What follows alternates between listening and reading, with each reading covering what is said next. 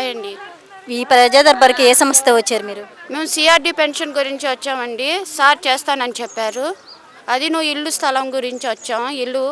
ఇల్లు స్థలం ఇస్తానని చెప్పారు. ఇచ్చి అమౌంట్ కూడా ఇస్తాం, కట్టుకుంటారు కానీ అమ్మ మీకు తప్పకుండా చేసి పెడతానని చెప్పారు సార్. రిసీవింగ్ కూడా చాలా బాగుంది.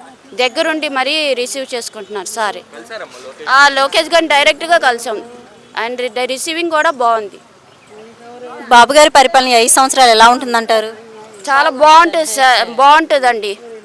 పేదలకు కూడా మంచి జరుగుతుంది. ఇవి సార్ చంద్రబాబు నాయుడు గారి పాలన, లోకేష్ గారి దీంట్లో. అమరావతిని బాబు గారు ఎలా డెవలప్ చేయబోతున్నారు? ఏమో ఎట్లా డెవలప్ చేస్తారో అది మనకి ఎలా తెలుస్తుంది సార్. కానీ డెవలప్ మాత్రం తప్పనిసరిగా అవుద్ది. అమరావతియే రాజధాని అవుతుంది. బాబు గారి పరిపాలనకి జగన్ గారి పరిపాలనకి తేడా ఏంటండి? చాలా తేడా ఉంది. ఆయన ఇటు ఇచ్చాడు, ఇటు లాగేసుకుంటున్నాడు. పేదోళ్ళకి ఇటు చూపిస్తున్నాడు, నమ్మకం చేసి చూపిస్తాడు, ఇలా లాగేశాడు రూపాయి. అసలు చాలా ఇబ్బంది. ఇలా 1 రూపాయి ఇలా ఇస్తున్నారు పేదలకి, 2 రూపాయలు లాగేసేవాడు జగన్. ఇప్పుడు